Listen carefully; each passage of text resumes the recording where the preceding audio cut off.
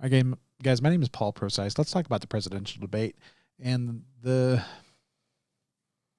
craziness that ensued. Be right back.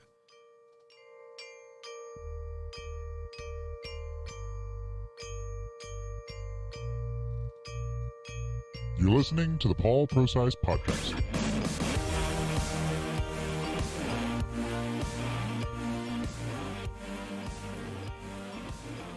There's my dad, Paul Prosise. All right, guys, my name is Paul Prosise. If you've never seen me before, you can find me on Paul Prosise or paulprosise.com. I watched the debate live with my family, and if you've seen any of my content before, you'll know that I am not the biggest fan of Trump. I didn't vote for him. I was a political activist for a lot of time, and I just left. I worked and tried to helped put people into office, and then I worked for special issues and those kinds of things in the past, and then I just had enough. I had enough of the grind. I'd had enough of just the nastiness that comes with politics on every level. It's just gross. So I ended up leaving, and I came back probably about 3 months ago into even just paying attention. And I've been the first to admit that even though I kind of kept my mind on things and I'd hear things that were going on around the country, I'd had so much of politics and I was just so done and over it. I'd seen things happen in the state party and just be terribly run by the Republicans, and I just had enough. I left, and I didn't trust Trump, and so I never voted for him. This debate, though, was, in my opinion, one of the biggest opportunities for a sitting president to differentiate themselves from a lot of things. We have a former vice president that is mired in corruption. That's provable. His family, left and right, is typically, from my perspective, is you can find what politicians are guilty of by focusing on the things that they're being accused of or accusing other people for. If they're doing accusations for some pretty crazy things that don't make any sense, they're most likely guilty of that. You see that over and over and over. And as much as I don't like Trump and his antics and a lot of things that he's done, frankly, I'm not a fan of all of his policies and things. But the whole Russiagate nonsense, all of this stuff was made up. It was based on false information and the spying on his campaign. Just that alone should send shivers up everybody's spines.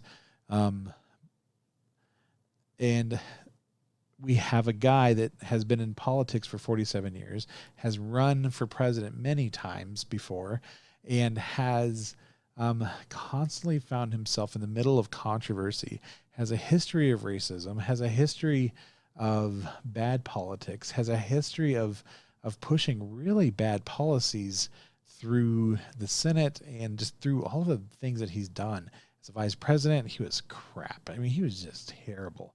And then he has this weird decline, mental decline, throughout this debates and all of these things leading up the Democratic primary debates. And he has all of these crazy things around him. And then we go into it, the debate, a couple days, we constantly see that he's throwing the lid on the campaign. If you don't know what that means, throwing a lid on a campaign basically just means it tells that, hey, reporters, no more knocking on our door and asking us questions. Don't slide some notes and ask for a quote on X, Y, and Z. It's just a way for a campaign to say, hey guys, we're just taking a break, or we're gonna take a breather, and we just don't want to have to deal with the politics. And we see the Biden campaign putting lids on things at like 9:30 in the morning. That's unheard of. Honestly, that is unheard of, unless the candidate gets sick or whatever. Those kinds of things. And generally speaking, in years past, the press honors that. They say, hey, we'll throw a lid on, and they just honor that. And it's kind of the day goes on without that news cycle, and you don't hear a lot from that campaign. It's not abnormal for somebody for a campaign to throw a lid on something once in a while, like incredibly, like at the end of the night, they'll throw 9, 10, 12 o'clock at night, they'll throw a lid on those, that's what that means. But we saw this former vice president, and crazy candidate that was throwing lids on, and he's obviously delayed in his cognitive ability, and Trump has all of these things lined up, and his what he should have had is a weapon to come in and talk about why did you say that you were for defunding the police. He did say that. Maybe not in those exact words, but his policies that he put forth were definitely for doing that. And then he has a vice presidential candidate that has embraced the riots, has embraced the extreme left of the Democrat Party, went so far as to fundraise to bail people out that had been in trouble because of these protests. They have instigated and pushed the agenda of the far left. And Trump had all these things that he could have done. And what the narrative is going to be for the next 2, 3, 4 days, maybe a week or two, is that Trump was a jerk. He's already got that tag, but he spoke over Chris Wallace. He spoke over Biden. He interrupted on a many different ways. Now, the truth is, Biden interrupted just as much, and Chris, frankly, interrupted Trump more often than he did Biden. And unfortunately, because of the demeanor of the president, he comes across of being just this really bombastic, terrible jerk of a person.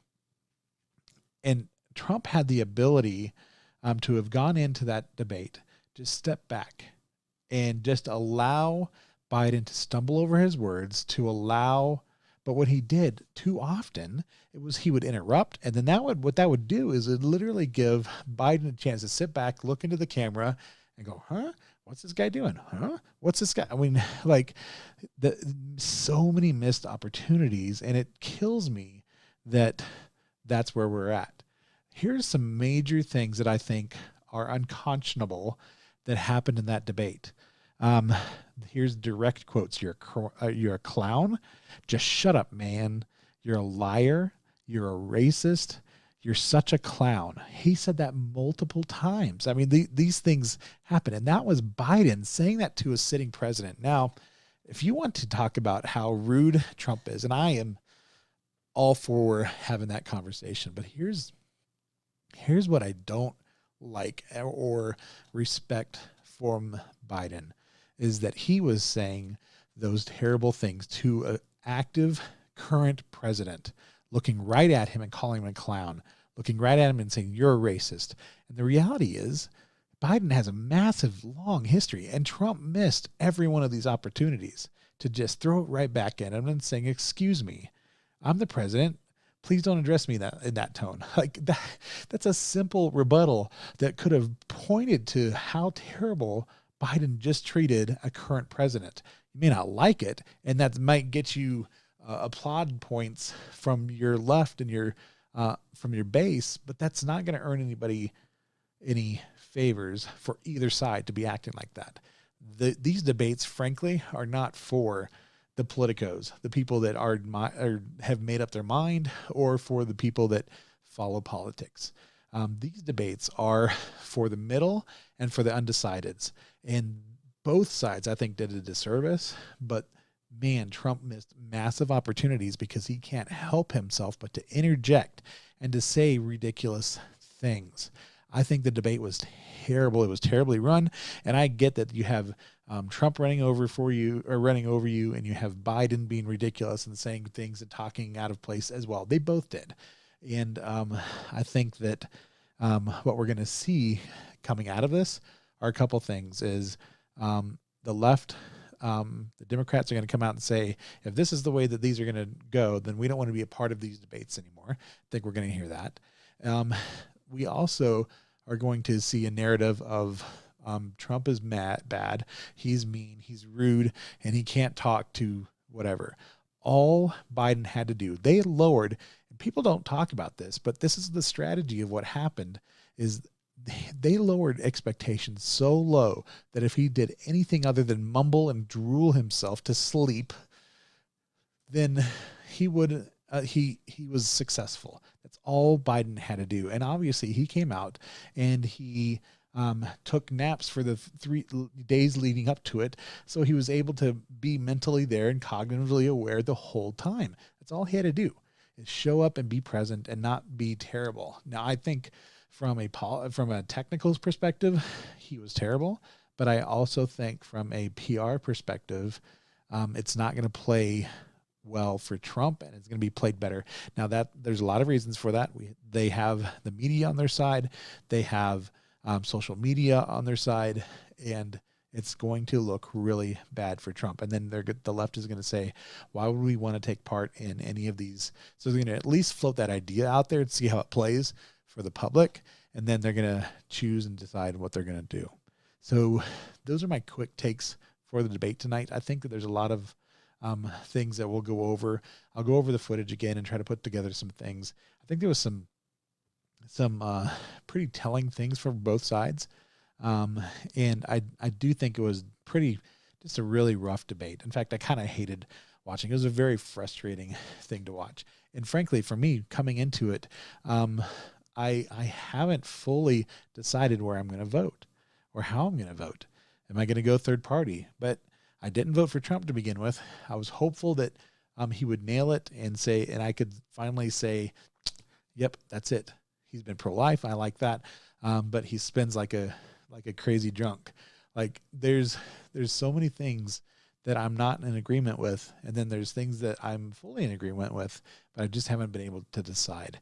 If you would you please like, share, and subscribe to this video? Hit the notification bell, and you will be helping me out tremendously. I've got support links and all those kind of stuff. If you find the Linktree link, that will give the opportunity to find my website and find all the ways to support me, either financially if you can, or through like t-shirt purchases and that kind of stuff. I've got some great things through MHK, Make Him Known clothing that I've got started, and I would encourage you to check that out and see how you can continue to help me support the things that I'm doing here. So find me on paulprosise.com. You can find me on Parler and Twitter at Paul Prosise, Facebook, Paul Prosise. Just Google me. You can find me all over the place. I think that we need to ask our politicians to have a better decorum. I think we're heading down a really bad slope if we don't start holding these clowns accountable, and both were terrible. Hate to break it to you guys, both were absolutely terrible. But we should be holding one guy's feet to the fire because he said, "You're a clown. Just shut up, man. You're a liar. You're a racist. You're such a clown." Those things coming from a former vice president to a current president should never take place. Let me know what you think. I'll talk to you guys later.